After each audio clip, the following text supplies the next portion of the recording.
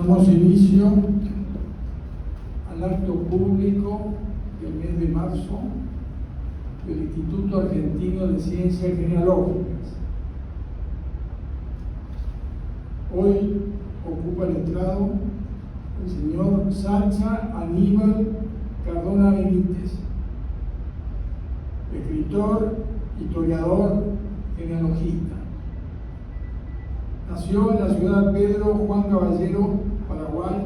en el año 1979. Es licenciado en Historia por la Universidad Federal de Mato Grosso do Sul, Brasil. Postgraduado en Enseñanza de Historia y Geografía. Ha investigado en diferentes archivos en Paraguay, Brasil, Argentina, Uruguay, Chile, Bolivia, Perú, Cuba, Colombia, República Dominicana, Francia, Suiza, Austria, Italia y España.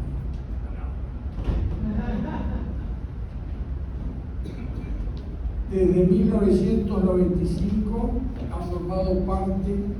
de diferentes comisiones de la Municipalidad de Pedro Juan Caballero y desde 2008 hasta la fecha se desempeña como jefe del Departamento de Cultura. En el 2001, a sugerencia del entonces presidente de la Academia Paraguaya de la Historia, doctor Roberto Quevedo, fue uno de los fundadores del Centro de Estudios Históricos y Socioculturales del Noreste paraguayo, CENPA. Es miembro de la Asociación de Escritores de Amambay y miembro del número de la Academia Contemporaneense de Letras. Ejerce la docencia en instituciones educativas de Ponta Porán, donde desarrolla las cátedras de Historia, Sociología, Filosofía y Artes. Como escritor e historiador, tiene publicado los siguientes libros: Isla Madama, año 1998, Donde duermen los héroes, historia del antiguo camposanto Pedro Juanino, año 2001. Cuando por amor sea capaz de pecar, año 2004. Genealogías nordestinas, historia de las ilustres familias pioneras de la ciudad de Amambay, del año 2006. A la sombra de los Perogales, historia del poblado de Punta Porá, génesis de dos ciudades, 1870-1902, publicado en el año 2008. Entre el honor y la pasión, año 2012. Bellavista, Norte la Heroica, historia de sus orígenes, 1801-1902, publicado en el año 2016. El anillo del verdugo de López, tras las huellas del general Correa da Cámara y Juana Inocencia López de Barrios, año 2020. Hoy lo tenemos acá para presentar su libro Los Toledo de Igares, raíz de la aristocracia colonial en América Española, publicado por nuestro expositor en el año 2023. Don Sacha Aníbal Cardona Benítez, tiene usted la palabra. Muchas gracias, muy buenas noches a todos los presentes. Para mí es un honor poder compartir este trabajo que durante 4 años estuve investigando sobre los Álvarez de Toledo. Si bien que no es una familia que pasó al Paraguay en épocas de la colonia, pero sí estuvo muy presente su descendencia en otras naciones de Latinoamérica, en México, precisamente en Chile, Argentina, Uruguay. Así que varios países están, podemos decir, unidos, hermanados, o son una gran familia, porque les une el genealca de los Álvarez de Toledo, que fue don Alonso de Toledo. Es la figura que voy a estar comentando, historiando un poco esta noche. Una rama de la familia Toledo, o Álvarez de Toledo como firmaron algunos de sus miembros y transmitieron por legado a su descendencia, dejó huellas en Nicaragua, Guatemala, El Salvador, México, Perú, Bolivia, Argentina y Chile. Hoy día descendientes de esa familia, pese a no llevar el apellido, traen sus venas la herencia de sus antepasados y se encuentran por distintos países. La historia de este linaje en la Edad Moderna tiene a la ciudad de Granada como cuna y escenario del prestigio que lograron amasar luego de la conquista del reino nazarí por los cristianos. Su fundador, don Alonso de Toledo, fue parte de esa historia al combatir al lado del conde de Cabra y entrar triunfante en 1492 junto a los reyes católicos en la ciudad de Granada.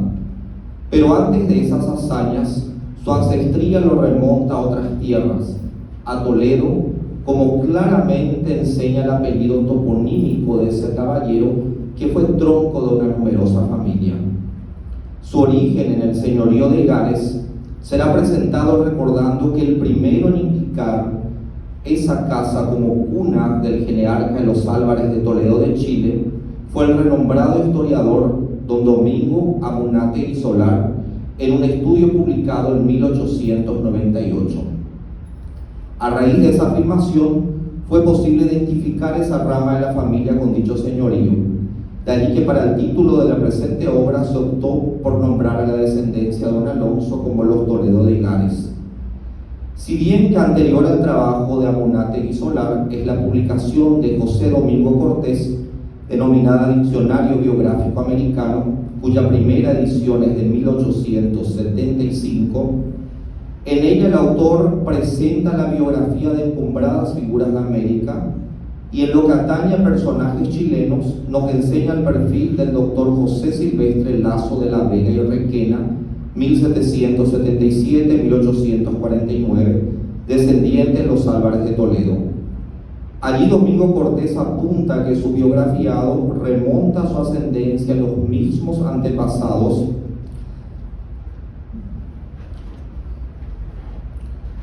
de los duques de Alba, con la salvedad de que expone el vínculo filiatorio de manera errónea, lo que demuestra que no llegó a tener en manos los documentos filiatorios de los antepasados del doctor Lazo de la Vega, material que sí utilizó Domingo Amunátegui Solar para su publicación, razón por la cual lo consideramos como el primero en aclarar y enseñar el nombre del genearca cuya sangre traía un pasado histórico unido a Gares. En este punto puedo decir que cuando empecé a investigar sobre los Álvarez de Toledo hace 4 años, todo esto empezó por mi interés en conocer los antepasados de parte de mi abuela paterna, doña Lucila del Carmen Boyen Silva de Cardona, nacida en San Felipe, y en el transcurso de la investigación pude dar con estos antepasados y luego surgió una serie de dudas. Leí algunos trabajos como el primero aquí nombrado y luego otros que fueron siendo publicados, pero de inmediato me saltó una serie de interrogantes y que fue en ese momento cuando me indicaron el material que lo había publicado don Martínez Vigot sobre los Álvarez de Toledo. Desde ese momento ese trabajo se convirtió en mi texto, podemos decir, de cabecera, porque lo fui leyendo y releyendo y percibiendo que sí, él había aclarado bastante los errores de otros genealogistas, había también presentado la correcta afiliación de varios miembros de la familia, pero me quedaban algunas interrogantes que giraban en torno a este personaje central que es Alonso de Toledo. Al final, ¿de quién sería hijo el fundador de la familia?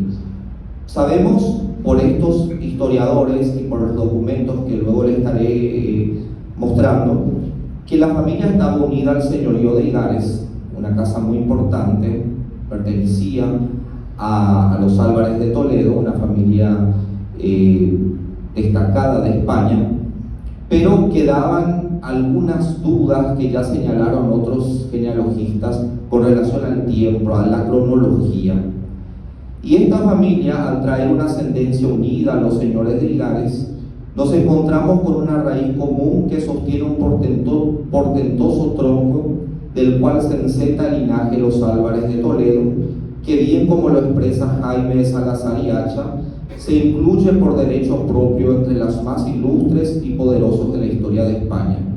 no solo por la antigüedad de su origen documentado, que lo constituye uno de los más antiguos subsistentes, así como por la riqueza de sus mayorazgos y por haber llegado en la actualidad pleno de vitalidad, integrado por numerosas personalidades titulares de varias grandezas, asimismo de numerosos títulos nobiliarios. El pasado glorioso que se une a un presente que supo conservar lo atesorado durante siglos, dejó su herencia también en Hispanoamérica, pues miembros de esa familia fueron partícipes en la formación de sus élites. Quizá muchos en la actualidad desconozcan los lazos que los une a los Toledo, pero entre los millares de descendientes de aquel caballero llamado Alonso, que transitan en nuestros días por distintas ciudades de América, se encuentran desde encumbradas figuras hasta simples y laboriosos ciudadanos, en su gran mayoría desconocedores de su ascendencia. Escudriñando el pasado, entre las familias estudiadas podemos ver, me voy a referir bastante a Chile porque es allí el local, o sea, donde más interés despertó el estudio de los Álvarez de Toledo, los genealogistas, ya sea porque presidentes de Chile descendían de esta familia, y es considerada como una de las principales formadoras de la sociedad, de allí que algunos historiadores indican que es tronco y origen de toda la antigua aristocracia chilena. Y entre las obras publicadas a fines del siglo XIX y la primera mitad del XX, tenemos el trabajo de Amonático y Solar, Fernando Álvarez de Toledo, 1898, Tomás Taiger Ojeda, Memoria histórica sobre la familia Álvarez de Toledo, 1903, Juan Luis Espejo, Nobiliario de la Capitanía General de Chile, 1917, Luis de Roa y Ursúa, El Reino de Chile, 1945, y Espejo volvería al tema en 1967 en la segunda edición de su clásica obra Nobiliario de la Capitanía General de Chile. En sus textos todos concuerdan que el genearca de la misma fue Alonso de Toledo. La figura de este caballero es la piedra angular sobre la cual se construye la narrativa de la génesis de esa familia, razón por la cual la atención se fija en su persona a ser eslabón de unión con los señores de Igares y por ende con una de las familias más importantes de España. La ascendencia de gran parte de la antigua aristocracia colonial americana, que reivindica un origen en importantes casas europeas, algunas incluso regias, resulta difícil de comprobar por la falta de documentación, principalmente al estar la vinculación atribuida a un ancestro que sería hijo natural o bastardo. Investigaciones contemporáneas han revelado que parte de esas familias en verdad tienen un origen judeo-converso y esa ascendencia publicitada no corresponde a la realidad. El desafío propuesto al iniciar esta investigación era justamente documentar el origen de los Álvarez de Toledo de Chile, demostrando que Alonso de Toledo fue un personaje histórico unido a la Casa de Igares y como tal heredero de su pasado. Dentro de la problemática percibida a partir de la lectura de textos dedicados a la familia, se presenta el descuadre cronológico en torno a su fundador. Superar esa problemática en base a documentos se convirtió entonces en el primer desafío. Muchos de los textos apoyan en una ejecutoria de hidalguía del año 1536 de García Álvarez de Toledo, que sería hijo de Alonso de Toledo y nieto del señor de Igares. Pero existe una equivocación ya en la obra de López de Haro de no nombrar correctamente a estos señores. hay una confusión entre el tercero y el cuarto Señor, lo que deja dudas, o sea, da un salto, un espacio de que hacía con que muchos estudiosos dijeran, bueno, aquí algo está mal, ¿verdad? Es un poco complicado filiar la familia. Y todos estos textos, al tener a la ejecutoria como pieza principal, quedaban en la actualidad un poco flojo, digamos así, el enlace, porque la documentación ha desaparecido, ya no se encuentra en los archivos de España. He consultado y me han informado que es algo que infelizmente ocurrió a lo largo del tiempo, que no había mucho cuidado en el pasado con los documentos y que incluso solían pedir para copias, se solicitaba, y muchas veces estos no regresaban a los archivos. Y con eso nos quedan apenas la palabra, o sea, lo que expresaron estos antiguos estudiosos, como Amunátegui Solar, que dijo que tuvo en sus manos una copia de este expediente, y también otro historiador del siglo XX, Lazo de la Vega, que dice que también manejó estos documentos que tendrían que estar todavía en Chile, una copia hasta los años 60, pero que en los días de hoy no se encuentran. La atención fijada en el estudio de los Álvarez de Toledo de Chile por genealogistas en el siglo XXI, como Carlos Celis Atria, autor de Los Venegas de Toledo en Malloa, publicado por la revista de Estudios Históricos número 54, Santiago de Chile 2012, y José María Martínez Vivot con su trabajo Los Álvarez de Toledo de Chile, documentos que acreditan su origen, publicado en la revista Genealogía del Instituto Argentino de Ciencias Genealógicas número 36, Buenos Aires 2015, dieron una importante contribución al tema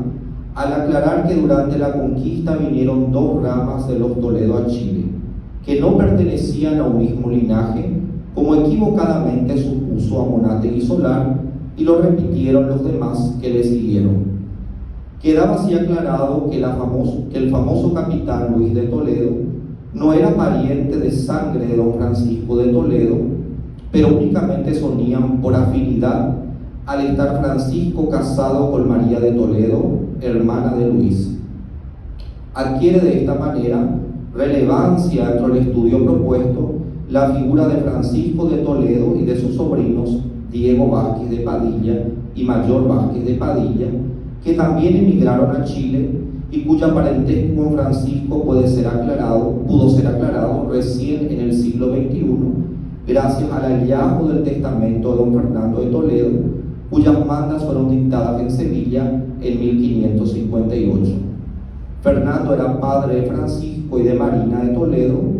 que también aparece en algunos documentos de la época como Marina Venegas. Era ella madre de Diego y de Mayor. Es importante mencionar que Diego Vázquez de Padilla estaba casado con doña Bernardina de Toledo, otra hermana del capitán Luis de Toledo.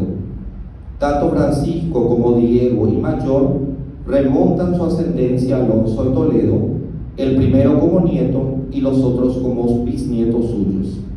De aquí la importancia de seguir con el estudio, ya que pese a los avances realizados por Celis Atria y Martínez Vivot, aún quedaban incógnitas a ser aclaradas en torno a la familia fundada por Alonso y que sería la continuadora de la Casa de Higares en América.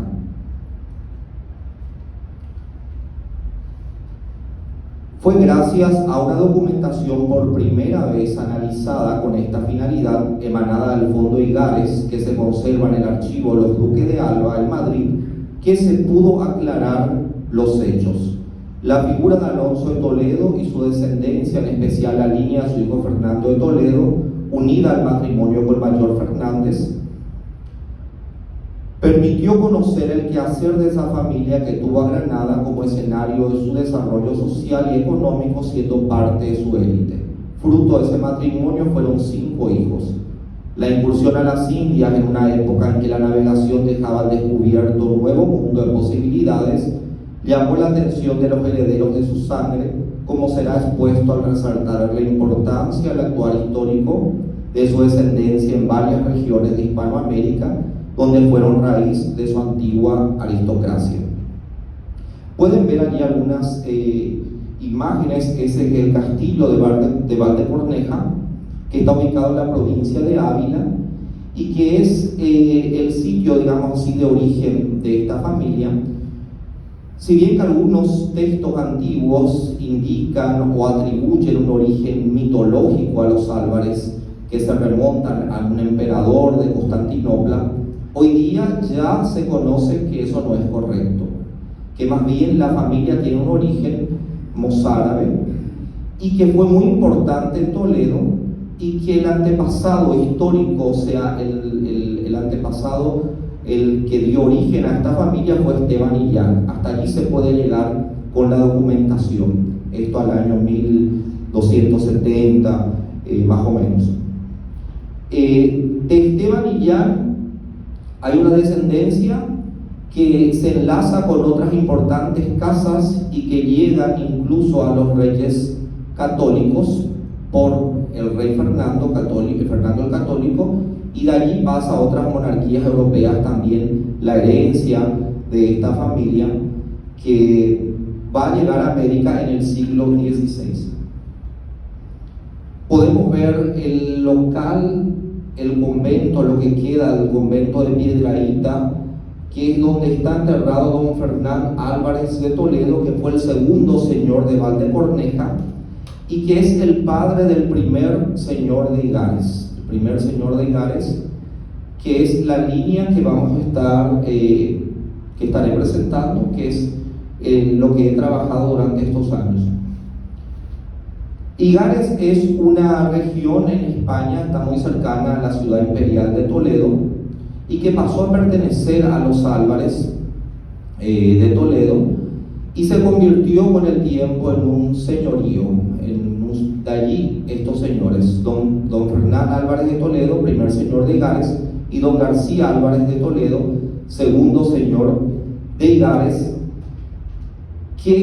cuyos descendientes irán a pasar a América, como veremos. La estructura edilicia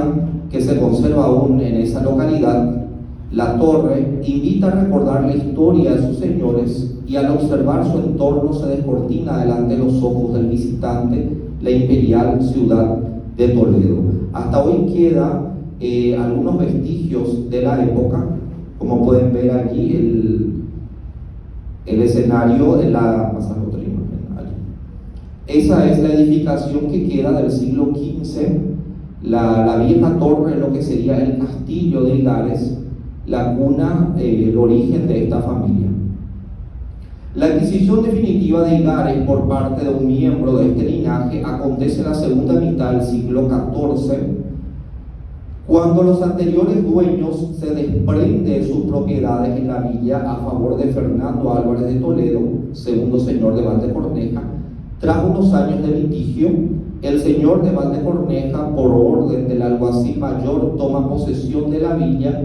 como legítimo propietario, al tiempo que los escribanos públicos dan testimonio del conflicto y se otorga escritura de venta fechada en abril de 1380. Con esta compra se produce el asentamiento del linaje de los Álvarez de Toledo, quienes crearán un dominio territorial sobre la antigua villa, calificada de señorío solariego, y cuya jurisdicción se adquiere en el siglo XVII. A partir de esa adquisición llegamos a un punto importante, desde el cual el desarrollo de las acciones históricas nos permite aclarar y ubicar correctamente a los ascendientes de una de las familias Toledo, que del señorío de Igares pasó a las guerras de Andalucía para fijar morada en Baena y luego hacer de Granada escenario de su desarrollo y punto de expansión a Sevilla y las Indias. Como iniciador de la rama de los Igares se tiene a don Fernán Álvarez de Toledo, hijo de don Fernando Álvarez de Toledo, segundo señor de Valdecorneja, y doña Leonor de Achala, señora de Torrejón de Velasco. El primer señor del castillo de Igares era también conocido como el Viejo, para diferenciarlo de su sobrino, don Fernán o Fernando Álvarez,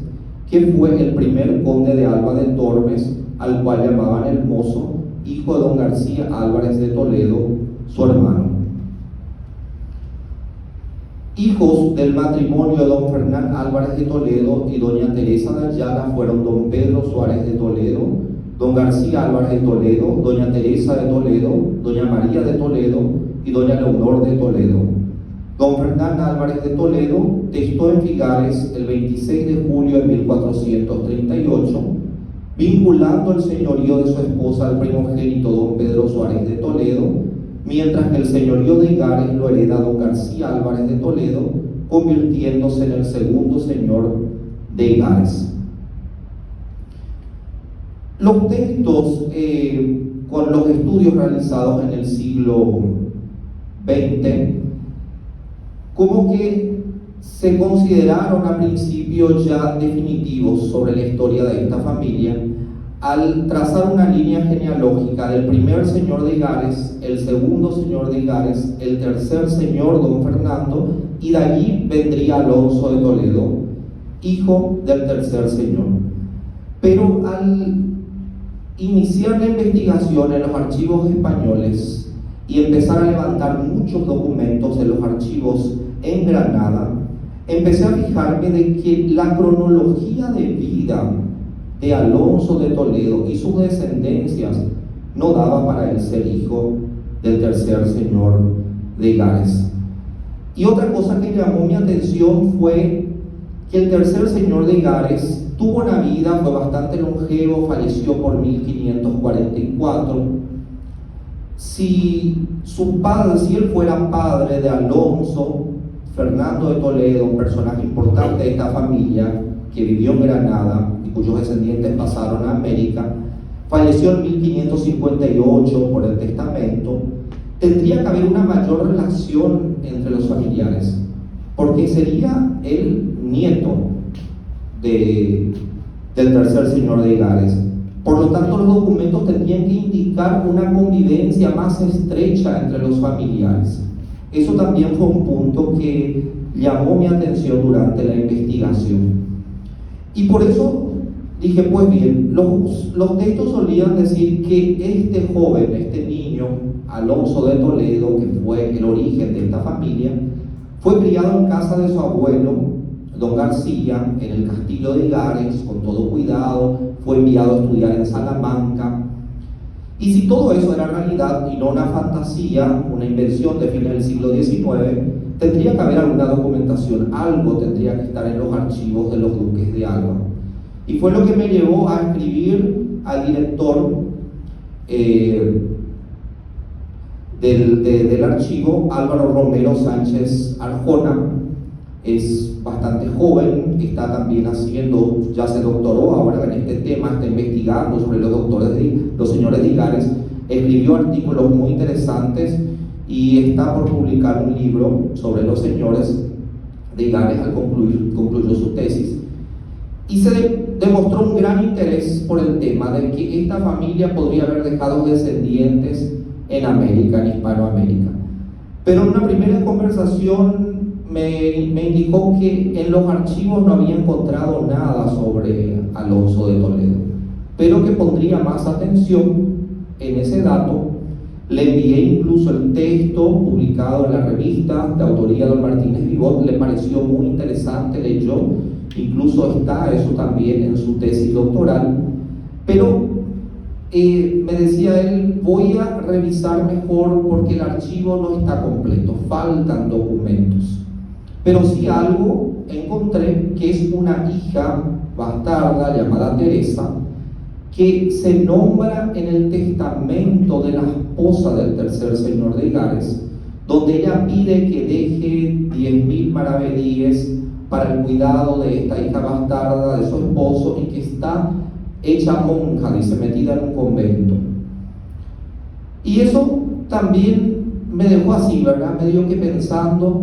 de que los textos, los historiadores antiguos mencionaban de que la madre de Alonso de Toledo, en la época del casamiento de su padre, tendría sido encerrada en un convento, porque él se había casado con dama de gran alcurnia y que entonces la habían encerrado en un convento y este hijo que él tuvo antes de su matrimonio lo crió o lo tomó a sus cuidados su abuelo.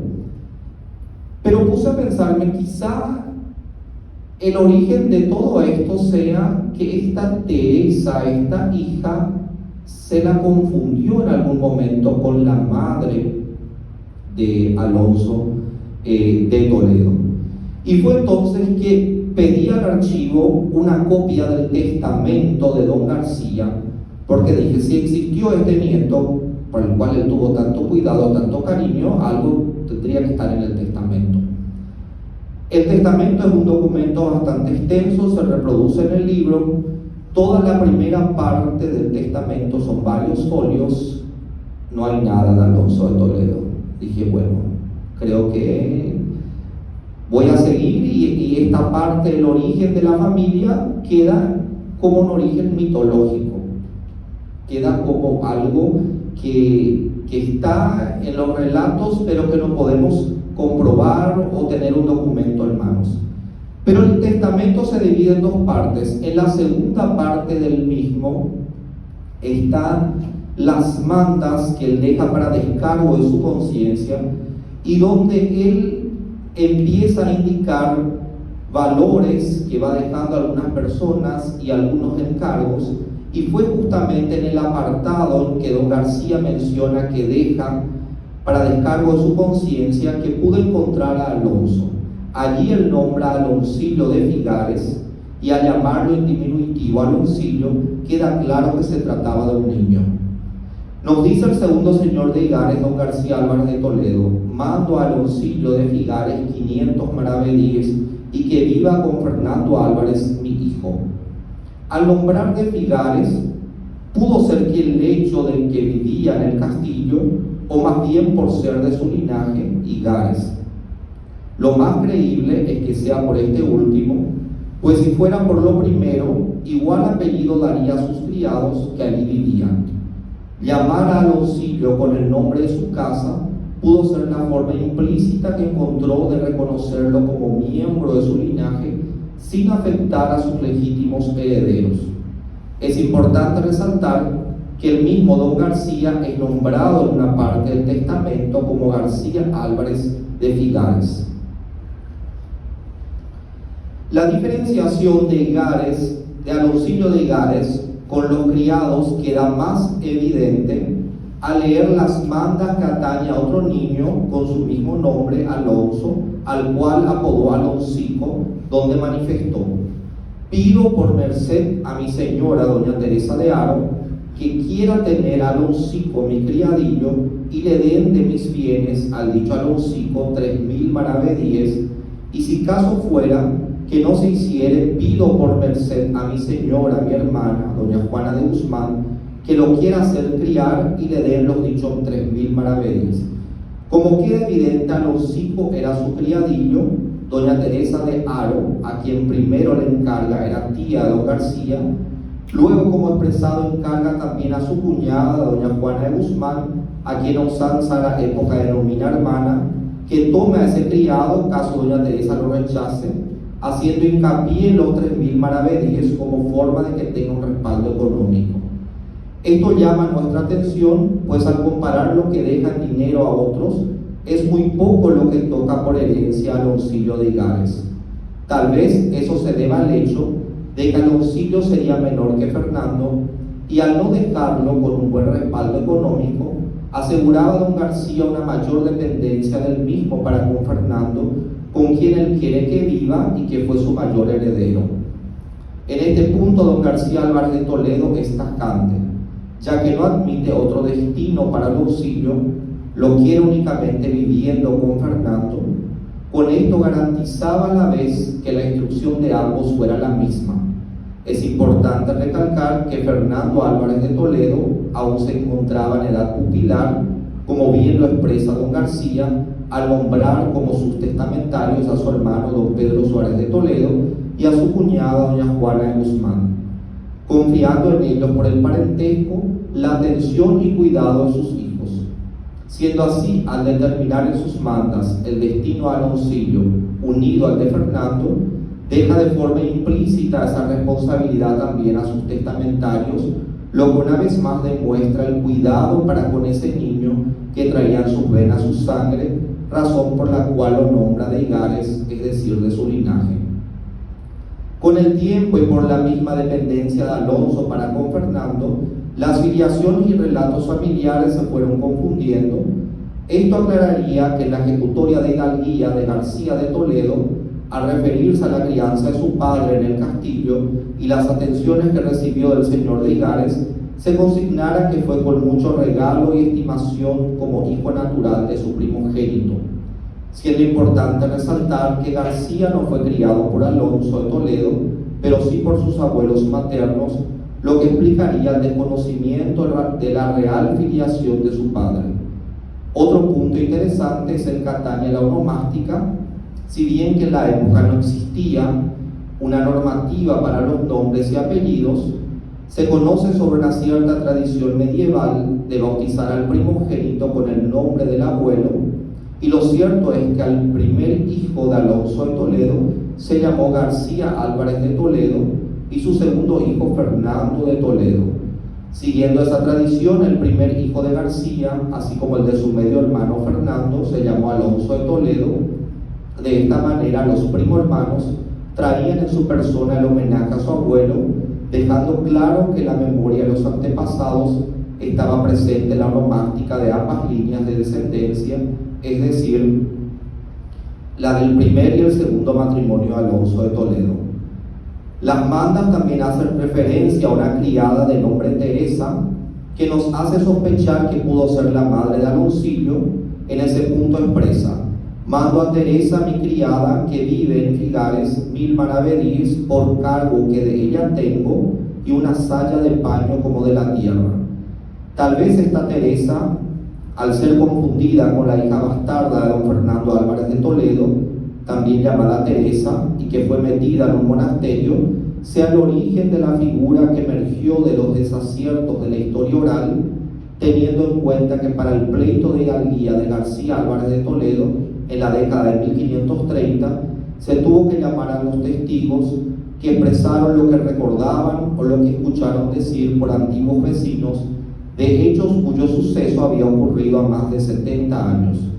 En medio a eso, quizá la figura de una incorporó el destino de la otra, y ensamblado estos personajes distintos, dieron origen a la doncella de Casarrubios, en la cual el señor de Igares tuvo un hijo de ganancia, como llamaban en la época los hijos naturales, y que según la tradición fue encerrada en un monasterio. Mucha verdad encierra las palabras de Amunátegui Solar al expresar: debía su origen a una aventura de amor ilícito, triste como todos los de su clase. La estrecha convivencia de Alonso con Fernando Álvarez de Toledo cobra con este testamento un respaldo documental que hasta el momento no había sido aportado por otros historiadores y genealogistas, que únicamente basaron sus textos en la ejecutoria de hidalguía de 1536, que al estar desaparecida en los días actuales, deja la acreditación del origen de los Álvarez de Toledo de Chile en el campo de la mitología, pero a la luz de este nuevo aporte se disipan las dudas y se confirma que una de las familias Toledos que pasó a las Indias durante la conquista pertenecía al linaje de Igares. Creo que de esta manera, con este documento, podemos decir que se acierta la filiación de este genearca de importantes familias de Hispanoamérica. Podemos decir que tenemos al primer señor de Igares, el segundo señor de Igares, don García Álvarez de Toledo, y que Alonso de Toledo sería entonces hijo natural del segundo señor de Igares y medio hermano del tercer señor, y no hijo del tercer señor, como durante mucho tiempo se pensó, o hasta como algunos textos más antiguos decían cuarto señor por la equivocación, y que muy bien fue corregido en los últimos trabajos al indicar la correcta numeración de estos señores. El testamento, si bien no lo deja, no lo reconoce explícitamente, pero implícitamente sí lo hace, porque lo indica con el apellido de su casa, y cuando uno va leyendo, percibe muy bien que ese apellido no recibe por el hecho de ser un criado o por estar allí, por el servicio, pero que sí había una atención mayor para con este niño, pues es muy claro, ¿verdad? Es decir, que quiere que viva con su hijo Fernando, que era menor, era un niño en edad tutelar. De allí también otro punto por el cual Fernando no podía ser el hijo, el padre de Alonso, porque era bastante menor en la época del testamento, 1472, y le deja de esta forma el encargo a los testamentarios que cuiden tanto a Fernando como también cuiden a este niño llamado Aloncillo, que fue educado junto al tercer señor de Igares, y que va a ir a la guerra con él, a la guerra de Granada, en Andalucía. Va a tener un primer matrimonio con Inés de la Fuente, con la cual va a tener un hijo. Este primer hijo se llamó García Álvarez de Toledo, y es el que va a pleitear después la hidalguía e indicar su ascendencia familiar a los señores de Igares. Lastimosamente, la ejecutoria de ese pleito está desaparecida de los archivos, no quedan, pero hay documentos de la época contemporáneos que nos dan la indicación de que eso sí es real, no sería una fantasía,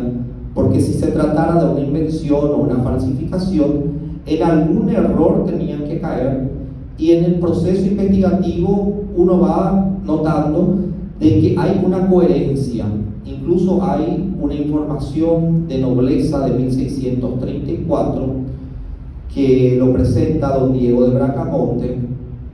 y también su primo Núñez de Obando, y allí ellos hacen toda una presentación hasta Alonso, y muchas veces era común haber errores o recordarse de forma equivocada los antepasados, pero allí queda bien claro cuando se estudian también los documentos notariales, eclesiásticos, de que esa línea es correcta en la ascendencia que ellos presentan hasta Alonso de Toledo, y que ahora con este testamento también nos permite aclarar de esa forma la filiación de este genealca de varias familias. Pues pasando, vamos. Allí tenemos el castillo donde fue entonces la cuna de este niño, hijo natural del segundo señor de Igares, y el testamento, el folio 15, verso al testamento de don García Álvarez de Toledo, segundo señor de Igares, en las mandas dictadas el 24 de marzo de 1472. Ese documento se conserva en el archivo de los duques de Alba, en el Palacio de Lidia. Y el antepasado más antiguo documentado de la familia, don Esteban Illán, que nació en Toledo en la primera mitad del siglo XII y falleció en la misma ciudad el 11 de noviembre de 1208. Quedaría así entonces: sexto abuelo Esteban Illán, su quinto abuelo Juan Estebanés, casado con María Salvadores, cuarto abuelos Álvaro Ibáñez con Sancha Gutiérrez, tatarabuelos Juan Álvarez con Juana Palomeque, bisabuelos García Álvarez de Toledo, Mencia Telles de Meneses, abuelos Fernán Álvarez de Toledo, segundo señor de Valdecorneja, casado con Leonor de Ayala, padres Fernando Álvarez de Toledo, primer señor de Igares, casado con Teresa de Ayala, tercera señora de Pinto, y tenemos a García Álvarez de Toledo, el segundo señor de Igares, padre de Alonso y también de Fernando, tercer señor. Eso es la Catedral de Toledo, donde está el retrato de don Esteban Illán, en la actualidad ya bastante deteriorado, el retrato ecuestre que se puede apreciar allí. La iglesia, donde también se conservan los restos de una capilla donde se cree que fue la tumba de don Esteban Illán, hoy día es un museo. Allí los restos de la capilla. La vida de Alonso de Toledo, podemos conocer el documento más antiguo que hace referencia a su persona, el testamento del segundo señor de Igares, y luego se puede seguir por la información de nobleza de 1634 y por otras documentaciones que se conservan en los archivos de Granada. Alonso de Toledo, unido a Teresa Fernández, fue su segunda esposa. Sería ella hija bastarda del primer conde de Cabra, y tienen por hijo a Fernando de Toledo. Es el hijo de su segundo matrimonio, el segundo matrimonio de Alonso, y que viene a ser como el principal, o sea, porque del primer matrimonio quedan muy pocas noticias de sus descendientes, si bien que hay dos descendientes suyos que pasan también a América, actúan en Perú, pero que no dejaron descendientes. Él se une el matrimonio a Mayor Fernández Venegas y tiene 5 hijos: Alonso de Toledo, que fue jurado en Granada, María de Toledo, Constanza de Toledo, María de Toledo y Francisco de Toledo. Estos 5 hijos hicieron parte de la élite granadina, tuvieron una participación muy importante, y descendientes suyos pasan a las Indias, y uno de ellos, Francisco, también llega a las Indias, llega a Chile. Este es el primogénito, Alonso de Toledo, estaba unido al matrimonio con doña María Rosell, fue una figura también muy importante en la Granada del siglo XVI, ejerció el cargo de jurado de la ciudad de Granada y tendría nacido alrededor de 1508 en esa localidad. La segunda hija, doña Marina de Toledo, es muy interesante la vida, o sea, doña Marina de Toledo, es muy interesante la vida de Marina de Toledo, porque ella queda viuda, estuvo casada con Diego Vázquez de Molina, que en algunos documentos figura como magnífico, era un hombre muy rico, trabajaba con el tema de la sal, gustaba de pujar, de comprar los bienes que eran confiscados por la Inquisición de los judeoconversos, pero en un determinado momento se le va de la mano y se llena de deudas y entra entonces en un gran problema con la Inquisición de Granada por una cuestión financiera, porque había comprado unas propiedades y dice la Inquisición que no recibió el dinero por esas compras, pero él se defiende diciendo que sí, que pagó, y allí por la documentación uno nota que había unos manejos medios turbios, algunos personajes de la iglesia de la época que hacían como una segunda caja donde no registraban lo que recibían de esas ventas, y con eso se fue complicando la vida de Diego Vázquez, al punto que perdieron la casa en la cual vivían, la casa principal, que quedaba en la Colación de San Justo y Pastor, que era uno de los barrios de las grandes familias de Granada. Y otro punto interesante de la vida de Marina es que al quedar viuda, ella va a enfrentarse a la Inquisición. Ella va junto con su hijo mayor, Diego, le nombra a su apoderado y inician un pleito contra la Inquisición. Esto también es relevante porque algunos autores quisieron señalar que la familia era de origen judeo-conversa, y si lo fuera, quedarían de seguro bien callados, no buscarían problemas con la Inquisición en la época. Y con esta documentación uno da cuenta de que en ningún momento Marina tuvo algún temor de parte de la Inquisición granadina y desafió a sus autoridades para recuperar sus propiedades. Y 2 hijos de ella, volvemos un poquito a Marina, Diego y Mayor Vázquez de Padilla, van a pasar a América, tal vez para escapar un poquito del escándalo de todo lo que había ocurrido en la sociedad granadina. Mayor va a Sevilla, Diego también, según el matrimonio en Sevilla, con una dama llamada Bernardina de Toledo, hermana de Luis de Toledo, un conquistador chileno. Y como un tío de ellos ya estaba, o sea, el hermano de ella menor, Francisco, ya estaba en las Indias, invita a sus sobrinos, y estos deciden también venir al Nuevo Mundo con esperanzas de iniciar aquí una nueva historia. La otra dama interesante de esta familia es doña Constanza de Toledo, que nació en Granada por 1514. Ella fue casada con el fiel ejecutor Miguel Vázquez de Padilla, y con esto la familia también ingresaba a la sociedad sevillana. Se conserva el panteón de los mismos en una iglesia muy importante en la ciudad de Sevilla, donde se puede apreciar el blasón de armas de su esposo, que fue fiel ejecutor, y también la pareja dio descendencia a destacadas figuras de la iglesia de la época. Otra de las hijas de don Fernando, y por lo tanto nieta de don Alonso y bisnieta del segundo señor de Igares, fue doña María de Toledo, nacida en Granada por 1520, fue la hija menor del matrimonio, y se casó con un genovés, don Ángel Moreno, un hombre de negocios muy rico en la época. Ella quedó viuda bastante joven, y quedar viuda en la época daba mucha libertad a las mujeres, en el sentido de que tenían un mayor poder de acción. Claro que siempre necesitaba una figura masculina, de alguien que ella va a nombrar también a su hermano, el jurado Alonso, como apoderado de ella para ciertas acciones, pero en los archivos se encuentran muchos censos a favor de ella. Era una mujer que manejaba negocios, préstamos, tenía muchos inmuebles, y supo hilar perfectamente las relaciones para unir el matrimonio a sus hijos con familias importantes de la época, y también lograr posicionar a un hijo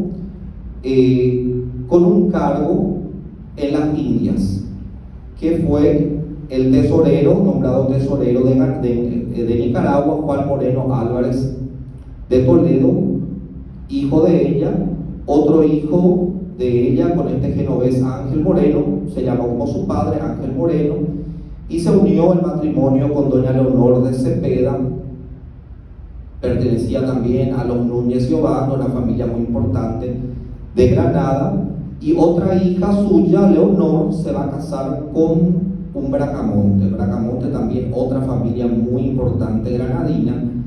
y con eso uno percibe toda la red de parentesco que se va formando en esa sociedad del siglo XVI.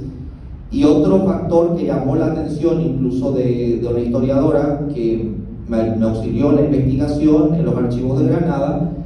fue cuando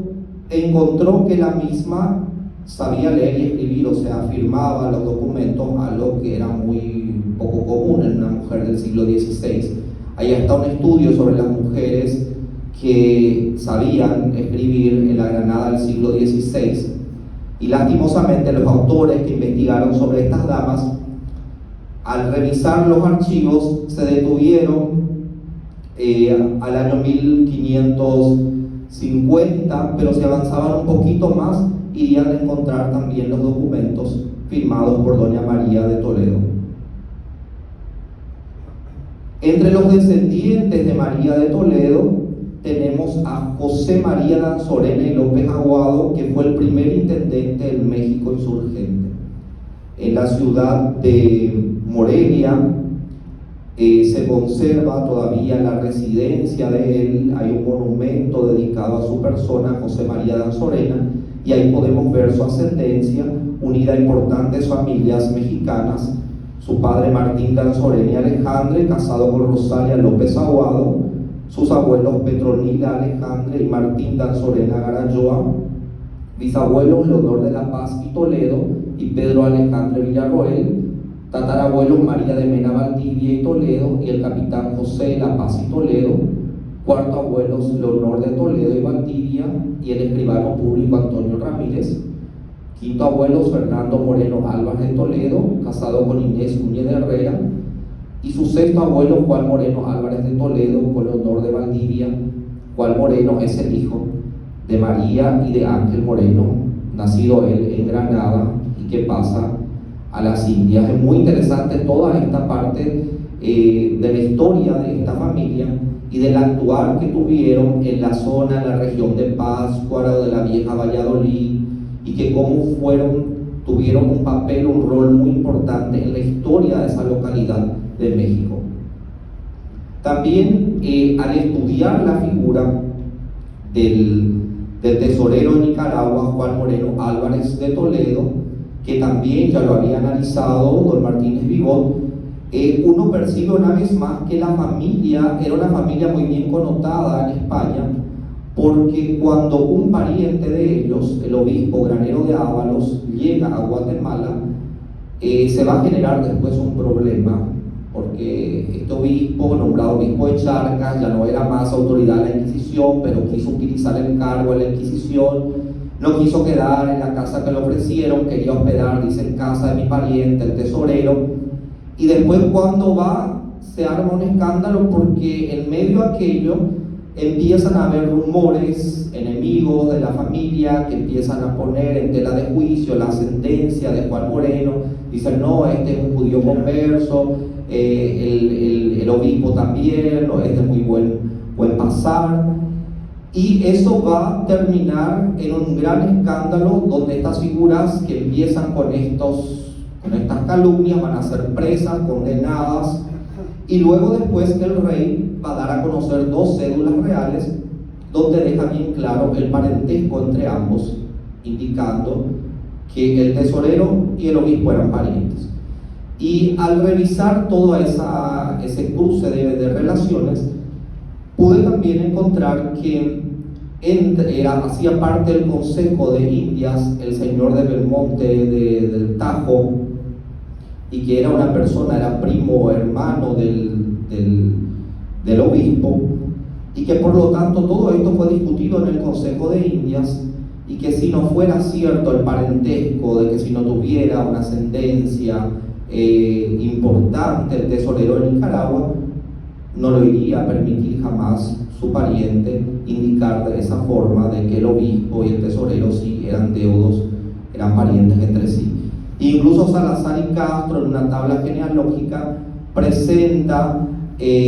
a la descendencia al señor de Belmonte del Tajo, pero confunde un poquito allí y lo pone como descendiente directo de los señores de Igares, pero después él corrige esa tabla y presenta mejor la ascendencia genealógica,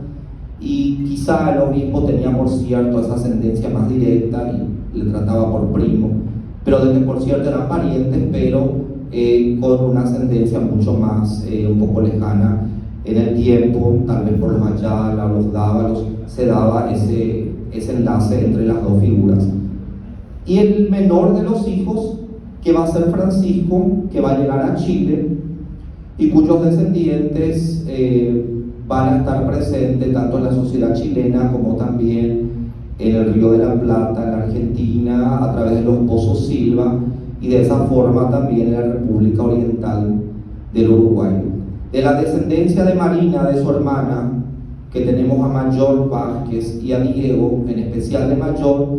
podemos decir también descienden grandes figuras como Jorge Montt Álvarez, expresidente de Chile, Santa Teresa de los Andes, la primera santa chilena. También es descendiente doña María del Carmen Gane López de Blanco, la primera que tuvo el título honorífico de primera dama de Chile, también pertenece a esa familia. Y de Francisco de Toledo, también intelectuales, figuras de la iglesia. Cornelio de Saavedra también es descendiente de la familia por parte de Francisco y de su ascendencia los Pozos Silva, expresidentes de la República Oriental del Uruguay, como Jorge Luis Batlle, también la primera mujer que ejerció la vicepresidencia, Lucia Topolansky Saavedra, el actual presidente del Uruguay, me comentaba la otra vez, don Martínez Ribot, Luis Lacalle Pou, también es descendiente de esta familia, más directamente por Francisco. El libro lo tiene 2 versiones, una impresa y una versión también digital, que lo pueden descargar ya sea en mi página www.sachacardona.com o en academia.edu, Udialnet. También se puede obtener la versión digital del material, que es bastante extenso, o sea, hablar detalladamente de toda la historia que contiene llevaría bastantes horas, ¿verdad? Y dediqué esta investigación a la memoria de mi abuela paterna, Lucila del Carmen, que nació en Chile y que está unida en una de sus ramas también a los Álvarez de Toledo, así como muchas familias chilenas y del Río de la Plata. Hablar de esta familia de los Toledos es un tema apasionante y que a la vez no se agota. Queda la investigación en abierto para futuramente también analizar las vinculaciones de la misma con los Granada Venegas, otra familia muy importante y que tendría un vínculo con la familia real nazarí. Eso es otro punto que dejo así en abierto todavía para la investigación, pues se encontraron documentos en los archivos de Granada que demuestran una estrecha vinculación entre los Toledo y los Granada Venegas y que puede darse por Mayor Fernández, que era hija de Marina Venegas, o sea, la madre de ella era una Venegas, que siempre se habló que tendrían los Venegas un origen en la casa de Luque,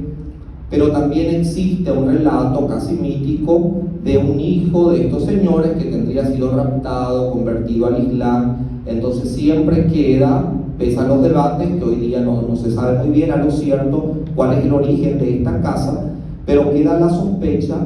de que Marina Venegas, la suegra, así, la suegra de Fernando de Toledo, podría haber pertenecido a la familia Granada Venegas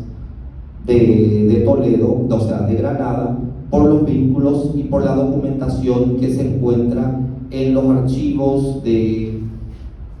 bautismos en que aparecen, en que figuran, como por ejemplo, solo para citar aquí uno, tenemos del matrimonio de doña Mayor Vázquez de Padilla,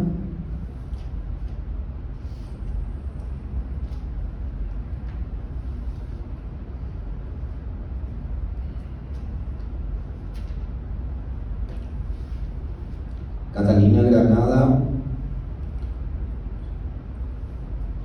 Siguiendo la documentación eclesiástica tenemos el bautismo de Francisco Vázquez, hijo de Marina de Toledo, y Diego Vázquez de Molina, realizado en la iglesia de los Santos Justo y Pastor en fecha 16 de octubre de 1541.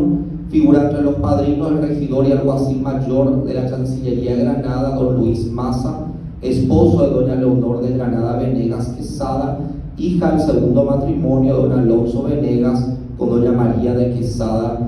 Acuña. Y en fecha 15 de abril de 1540, en el bautismo de López Vázquez, hijo de Marina de Toledo, y Diego Vázquez de Molina, realizado en la iglesia de los Santos Justo y Pastor, tenemos como padrino del bisnieto de Marina Venegas a nada más que a don Pedro de Granada Venegas Mendoza, 1502-1565,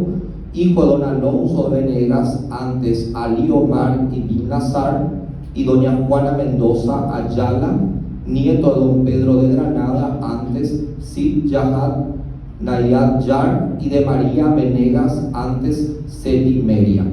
Fue don Pedro alguacil mayor y regidor de Granada, caballero de Santiago en 1537 y alcalde del Generalife. Estuvo unido en primer matrimonio con doña María Rengifo Dávila, hija de Gil Vázquez Rengifo, comendador de la Orden de Santiago, y doña María Guillén, hija de Gómez Guillén. Entonces el tema sobre la historia de esta familia nos permite conocer todo el juego político de la época y todavía incursionar en esta ascendencia que presenta algunas interrogantes del apellido Venegas, que va a resurgir en Chile en el siglo XVI con algunos descendientes y que llega por una línea hasta el siglo XX.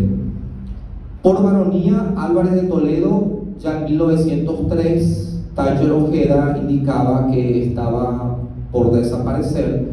y posiblemente no queda ninguna línea de varonía de la familia de los Toledo o Álvarez de Toledo, como firmaban algunos, pero sí por líneas de mujer está presente en varias familias de Hispanoamérica. Es esto un poco la presentación y estoy abierto a algunas preguntas de los que quieran. Sí. Ese es don Pedro Granada Venegas, que fue el padrino de bautismo de Lope Vázquez, hijo de Marina de Toledo. Marina de Toledo es hija de Fernando, nieta de Alonso y bisnieta del segundo señor de Igares. Entonces aquí tenemos, y por la ascendencia, ¿verdad?, de mujer, bisnieto por ascendencia materna de doña Marina Venegas. Entonces este caballero era una figura importantísima de la familia Granada Venegas y que está presente en el acto como padrino de bautismo de uno de los nietos de Fernando de Toledo. ¿Has investigado sobre la línea de los condes de Cabra? Sobre la parte de los condes de Cabra, en el libro sí sigo lo que se ha colocado, ¿verdad? Pero creo que vale la pena también profundizar un poquito más en el tema para de esa forma sentar la ascendencia de forma, pero en el libro se sigue lo que se ha colocado de que sería posible de que Teresa Fernández perteneciera a la casa. Y también voy haciendo,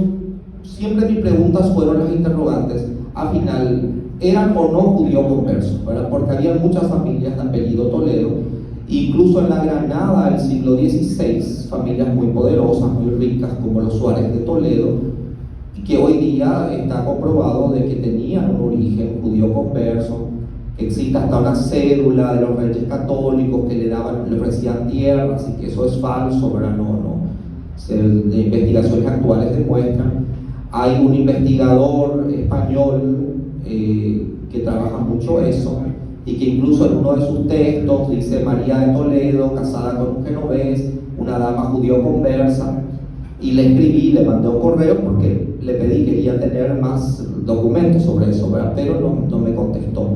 Y leyendo las indicaciones de lo que él indicaba en su texto, tampoco se llega a algo que pueda llevarnos por ese camino. Si bien que en el pleito de hidalguía de Juan Moreno Álvarez de Toledo, tesorero de Nicaragua, en uno de los folios está Moreno de Toledo, judío, y después aquello se tacha, el fiscal manda tachar, y siguiendo todo el proceso, en ningún momento se vuelve a presentar como argumento para de esa forma negarle el reconocimiento de hidalguía. Dicen no puede porque es hijo de extranjero, no tiene que litigar en Granada, no puede litigar en Sevilla, pero lo de ascendencia judía no corre en el proceso. Es interesante la parte árabe, que sería un caso bastante, como diría Pedro Rodríguez, un capital psicológico interesante, que haya esta línea a través de las familias. Los árabes, los ritos árabes que se convirtieron en sería el caso de José. Y así mismo es, y en especial la figura de Marina Venegas, ¿verdad? Marina Venegas, que muchos decían de dónde venía el apellido Venegas. Eso se preguntaba ya Taller Ojeda en 1903, ¿verdad? Era el enigma, la incógnita. Y después, cuando se da a conocer los registros de limpiezas de sangre de la Catedral de Sevilla, y hay una información del presbítero Alonso de Toledo, donde él da a conocer su ascendencia, pese a que hay algunos errores allí, él indica a Marina Venegas. Entonces, bueno, había una Venegas en la ascendencia. Y cuando uno va investigando la relación de la familia Toledo de Granada con los Granada Venegas, la familia que descendía de la Casa Real Nazarí, y muy importante, uno se da cuenta de que estaban allí, ¿verdad? Unidos, o sea, actuaban como padrinos en actos de bautismos, o también hacían préstamos, actuaban, por ejemplo, en deudas de capital muy importante, se asumían la responsabilidad, y que es algo así poco común, ¿verdad? O sea, tendría que haber una relación de una amistad muy fuerte entre ellos, o que sin duda se reconocían por parientes por algún grado en la sentencia, ¿verdad? Y que el apellido Fernández que utilizó doña Mayor, la esposa de Fernando de Toledo, que le venía posiblemente del padre, fuera también una manera de no firmar Venegas en aquella época por lo de la tacha que podría dar una sentencia morisca, ¿verdad? Una sentencia árabe, pese a que era una familia muy importante, ¿verdad? Entonces, pero ese apellido resurge en Chile, y era el apellido que también algunas veces Marina de Toledo utilizaba. Sus hijos la recuerdan así, Marina Venegas, en un testamento en Chile en 1604, ¿verdad? Su madre dice, fallecida ya en Granada, son hijos de Marina Venegas. Sí.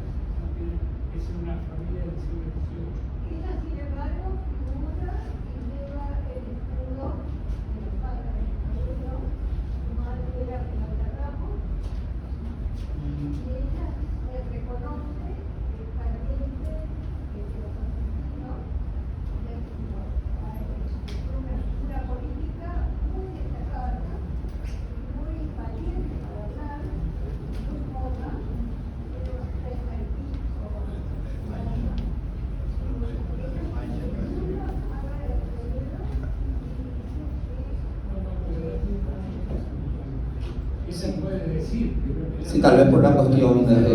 política o de, pero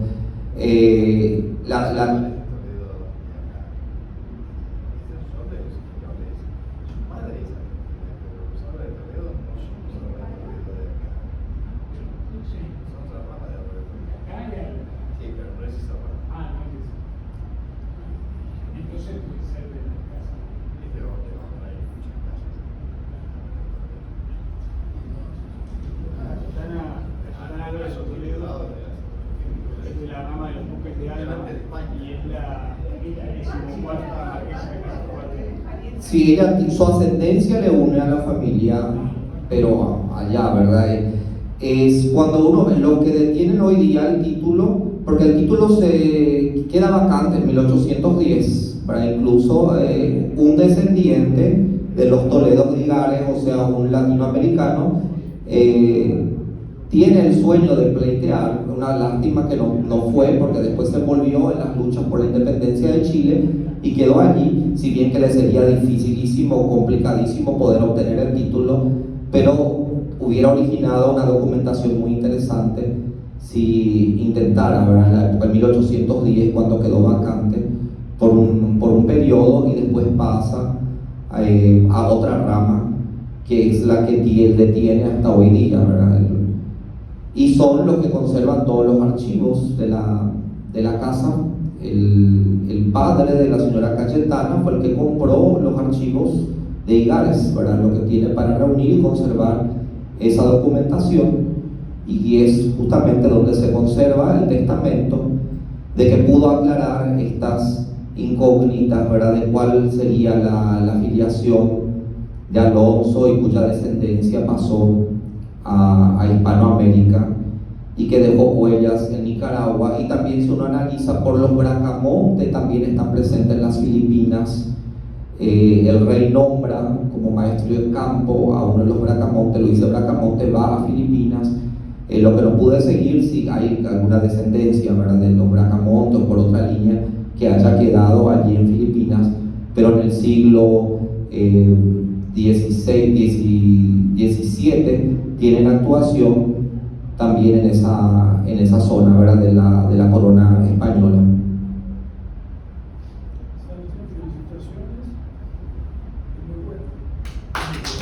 Muchas gracias.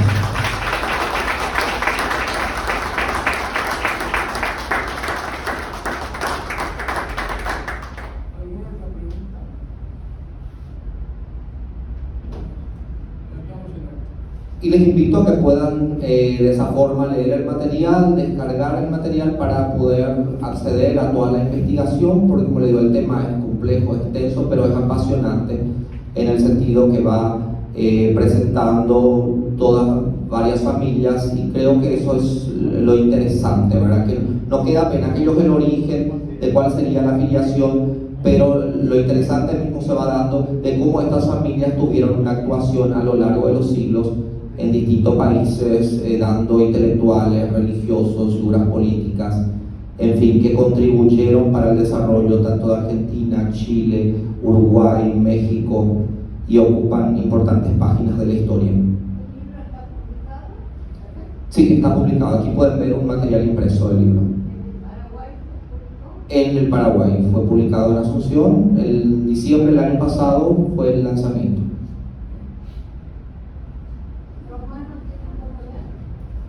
Martín Román, nos le escribí en una ocasión para pedirle alguna información sobre los Huertas. Sí, pero en este libro no, fue con otra editorial, no es con Tiempo de Historia, que es la que él está. Gracias a ustedes.